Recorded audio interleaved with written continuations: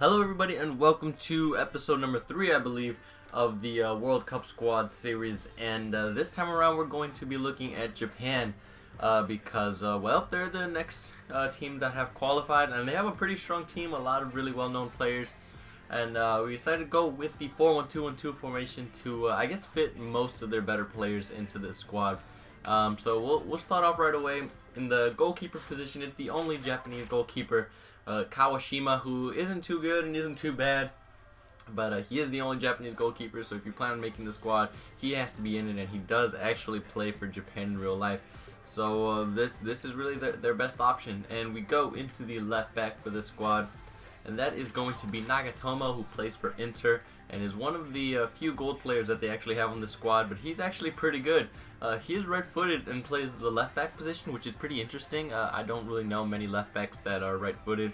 I know Davide Santon from Newcastle is, but he didn't really lose as many headers as I thought he was going to with that 59 heading and with his height. I know he's not very tall, but he is a pretty good player and definitely a pretty solid left back to have in the squad.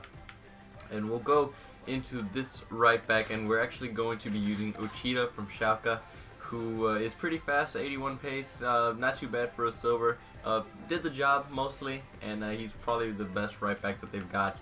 At center back in this side, we're going to use Yoshida, who happens to be the only center back that Japan has in this game, and he's got 64 pace, 76 defending, and 77 heading. And he normally goes for around 80 to 100k, but I managed to pick this one up for really cheap, and I'm really going to be looking forward to selling him on.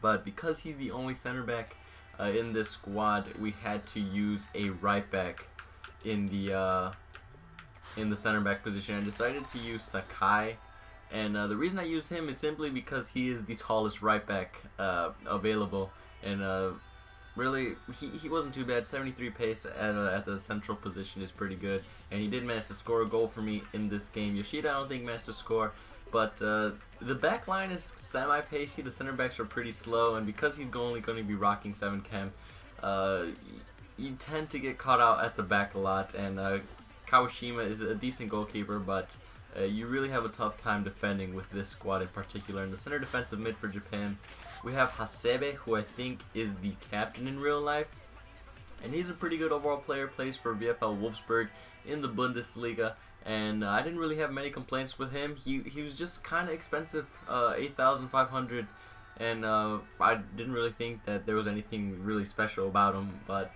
he was a pretty solid choice at the center defensive mid for this team. And we'll go into the left mid position. It's obviously going to be Shinji Kagawa at the left mid position. He's got 84 pace, 78 shooting, 77 passing, 90 dribbling. Not the best left mid just because he's kind of slow. He's only got 84 pace, but he is probably the best left mid option that Japan has. So it's pretty handy that he got transferred or changed from a center attacking mid to a left mid so that he can accommodate the squad nicely. And he does manage to get some goals. In some of the clips, he managed to find his way in, and he has really good dribbling, 4-star skills, so that's always very handy. I think there are 2 4-star skillers in this team.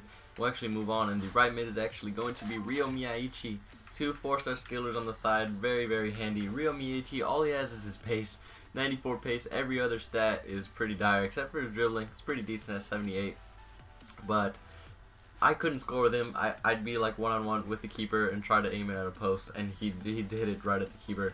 So not a very good player. Maybe the right mid position isn't where he is best suited at, but that pace is definitely very useful for getting down to the wings and trying to cross it in. Our center attack mid is Keisuke Honda, who plays in the Russian league, who is a very, very good player. 83 pace, 83 shooting, 79 passing, 82 dribbling, 68 defending, and 73 heading. He has got a cannon of a left foot and a pretty decent right foot, even though it is 4-star. I thought it might have been 3, and I was wondering, like, he has a pretty good weak foot. I don't think it feels like a 3-star weak foot, but he did cost around 100k. Actually, let me check, 130k, and that's simply because he is a team of the week, or he came on the very first team of the week in FIFA 13. So obviously there aren't going to be very many on the market. And so he's like 1 of 4 at the time that I was looking. So very expensive player. Don't think he's worth that much. But he is very good. His free kicks are amazing. His long shots are amazing. Very good dribbler of the ball when he's on it, and a pretty good defending and heading. So he could fit the center mid position well, the center attacking mid or the center forward, which is why I decided to play him here instead of Kagawa and decided to get him at left mid instead of Okazaki at left mid. But really, this midfield is probably the best part of this team, and definitely a very fun midfield to play in. But we'll go into the strikers. And the first striker we used on this side was actually Lee, who was he really surprised me when I was playing with him. He is left-footed, and I think he only has 2-star skills, but he's got 85 pace, 64 shooting, 46 passing, 70 dribbling, 40 defending, 66 heading. Nothing very impressive, but he did manage to score a lot of goals, and he was really our go-to guy if we needed a goal, along with Keisuke Honda, simply because Lee has a bit of pace on him. So it caused defenders a few problems, and is pretty good in the air. Again, like I said, the 2-star skills is a bit of a letdown. But we'll go on to the other striker, and this is simply because Japan is a very tiny team. They are really short. There are a bunch of midgets on this squad, which is why I decided to go for tall center backs and a pretty tall striker in Habenar, I think it's how it's pronounced, who's got 70 pace, 66 shooting, 58 passing, 67 dribbling, and the 78 heading was really the only reason that I got him. And he is 6'4", but he didn't really win that many headers, and when he did, they were actually in pretty crucial games. Towards the beginning, didn't really like using him. I probably should have gone for the Serie A Japanese striker, but I went for him to have a little bit of height, you know what I mean? You need some height on crosses, because I didn't think this team was very strong going forward, but they did surprise me, and he did manage to score some clutch goals in the clips at the end.